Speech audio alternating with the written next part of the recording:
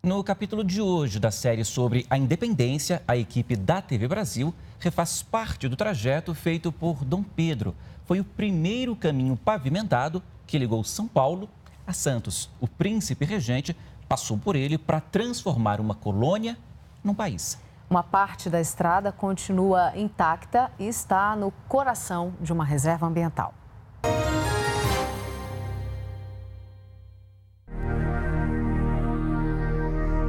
Fica em Santos, no litoral paulista, o maior porto da América Latina. Por aqui passa 1/3 de todas as mercadorias que entram e saem do Brasil. Na época do Brasil colônia, a cidade já era estratégica tanto do ponto de vista comercial como militar.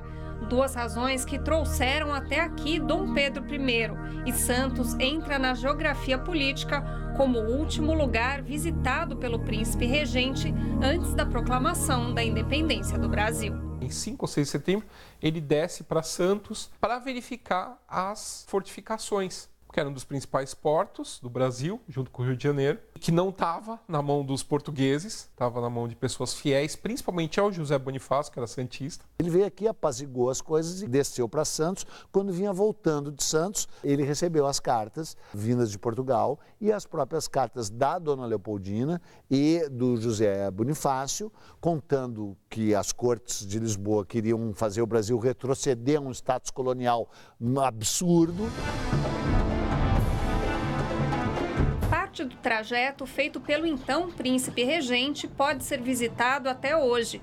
Fica no Parque Estadual Serra do Mar, uma área de 350 mil hectares de Mata Atlântica que liga a capital paulista ao litoral.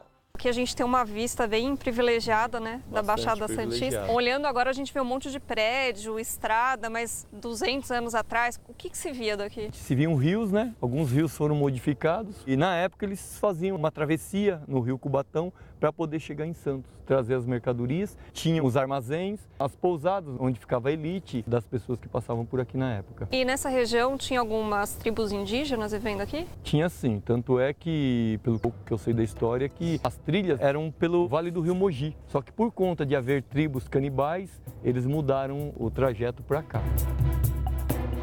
Para descer a serra, Dom Pedro passou pela Calçada do Lorena, uma estrada de pedra construída no fim do século XVIII, que transformou uma viagem que durava dias em um trajeto de algumas horas. Apesar da relativa facilidade no trajeto, a viagem de Dom Pedro teve alguns percalços. Essa cidade que a gente vê aqui embaixo é Cubatão, tem uma ponte ali, ao lado tem o Largo do Sapo. Dom Pedro, inclusive, antes de subir para proclamar a independência, estava no Largo do Sapo. Ele passou a noite ali, mas ele estava com desarranjo intestinal ali, né? A mim parece que Dona Maria do Couto, se eu não me engano, era dona da pousada, fez um chá para ele de goiabeira, ele se sentiu um pouco melhor e prosseguiu viagem. Pela calçada passavam cerca de 200 mulas por dia, levando e trazendo mercadorias do Porto de Santos: açúcar, tabaco, café e até pianos europeus. Este monumento, que fica dentro do parque, registra algumas cenas que aconteciam ali, como doentes sendo carregados em liteiras e um inspetor cobrando uma espécie de pedágio. Outro monumento famoso é a Casa de Pedra.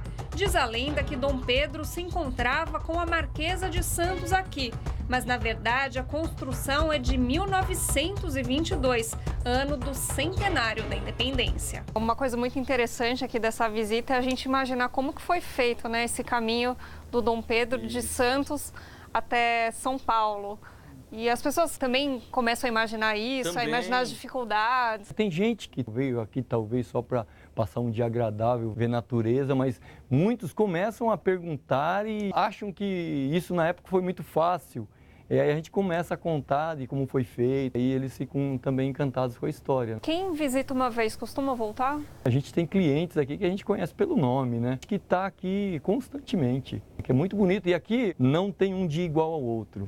Às vezes é uma cor diferente de céu, é neblina, é uma florada diferente. Tem um mês do ano que isso aqui está todo amarelo, a florada do pau-cigarra. Tem outra época do ano que é a florada do manacá, depois tem a florada do ipê. Então tudo isso vai transformando o local. Você passa várias vezes aqui, nenhuma dessa vez vai ser igual a outra que você esteve.